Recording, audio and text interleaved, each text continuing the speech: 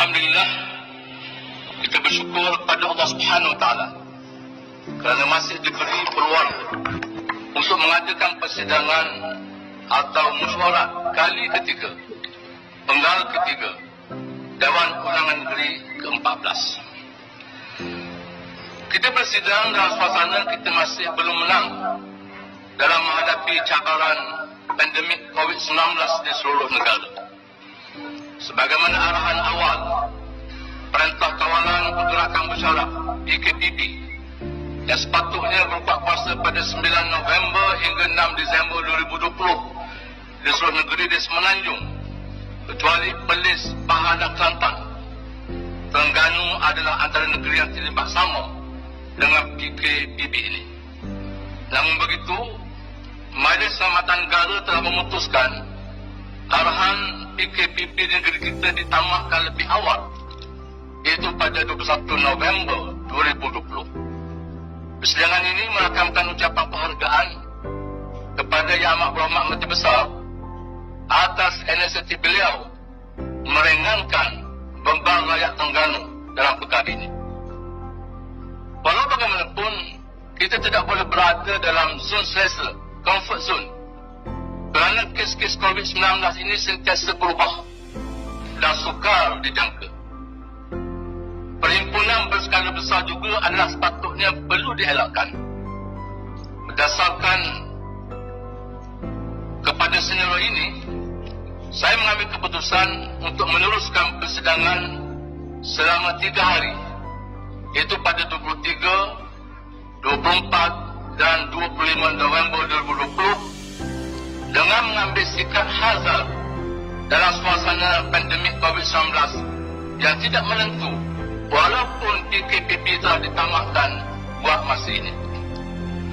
Sepanjang persidangan ini, saya berharap semua ahli-ahli berhormat dapat mematuhi SOP seperti biasa walaupun kita telah melepasi PKPB. Ahli berhormat mesti sentiasa membuat penjarakan fizikal, memakai pelitup muka dan sentiasa membersihkan tangan. Sebagai langkah keselamatan juga, bilik persidangan di Dewan Undangan Negeri kita telah melalui proses sanitasi sebelum persidangan bermula. Saya berharap pepatah kita, yang berat sama dipikul, yang ringan sama diliding, wajar diambil iktibar oleh semua ahli-ahli yang berhormat sebagai pemimpin untuk bersatu tanpa mengira latar belakang bagi menggerakkan rakyat menghadapi pandemik ini, terutama dalam membantu petugas-petugas di Barisan Harapan frontliners menghadapi isu global yang mengancam nyawa ini.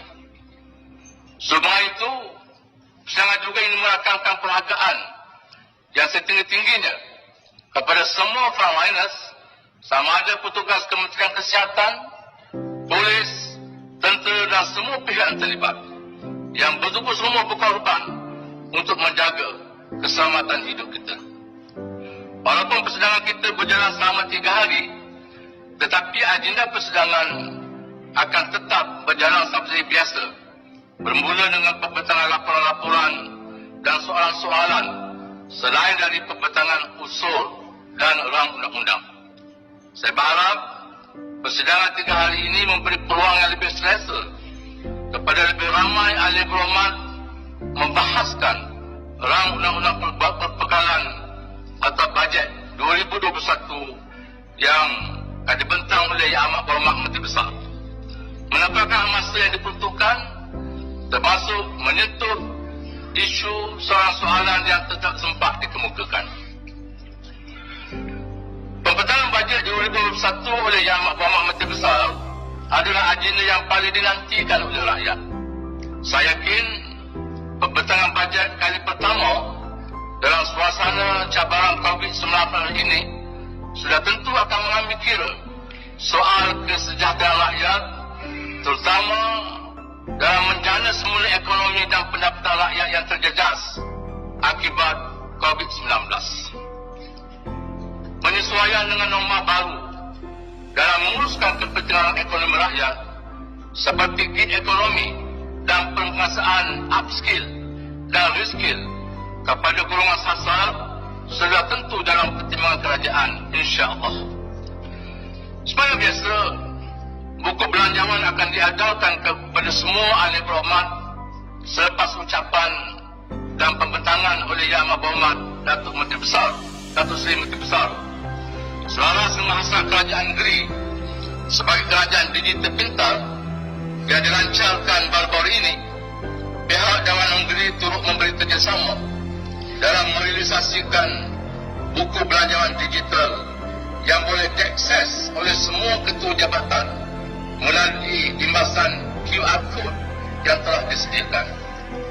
Saya juga ingin mengatakan penghargaan kepada ahli-ahli surat kerajaan negeri dan ahli-ahli berhormat yang lain yang sempat hadir sewaktu pejabat Dewan Negeri mengajukan program bengkel semuakan peraturan dan perintah tetap Dewan Undangan Negeri di bawah kendalian pasukan panel penyelidik yang dilantik oleh jawatankuasa terpilih pengurusan Dewan. Ilmu yang diberikan sudah tentu sangat berguna kepada kajian dan penambahbaikan standing orders kita yang ditubuhkan sejak tahun 1999 untuk jangka panjang supaya selari dan mengikut keperluan semasa. Pejabat Dewan Negeri juga sekarang ini sedang proses mengumpul dokumen-dokumen lama bagi menerbitkan buku sejarah Dewan Undangan Terengganu yang ditubuhkan sejak tahun 1959 hingga sekarang. Saya berharap buku ini boleh dilancarkan pada tahun hadapan, insya-Allah. Akhir sekali, saya ingin menarik perhatian ahli-ahli yang berhormat mengenai kedudukan kursi yang ada dalam Dewan Undangan kita, iaitu sebanyak 32 kursi dicampur dengan 1 kursi ada wanita yang dilantik. Tambahan kursi kepada Dewan Undangan kita yang terakhir berlaku pada tahun 1984, iaitu 36 tahun yang lalu, dan tiada lagi pertambahan kursi berlaku selepas itu. Saya berpendapat sudah sampai masanya kajian dan usaha-usaha yang lebih bersungguh-sungguh perlu dibuat untuk menambah kursi Dewan Undangan kita supaya mengikut demografi penduduk, kemudahan kepada setiap adun bertugas mengikut jumlah pengundi yang menasabah dan lain-lain prinsip yang disuruhkan oleh pihak SPR. Sekali lagi, marilah kita letakkan setinggi-tinggi kebergantungan kita kepada Allah Subhanahu Wa Taala dengan doa dan penuh kerendahan diri kepadanya. Semoga negara dan negeri kita dibebaskan dari ujian COVID-19 ini dan perjalanan hidup kita termasuk ekonomi pulih seperti sedia kala, bahkan lebih maju selepas pada ini, insya-Allah.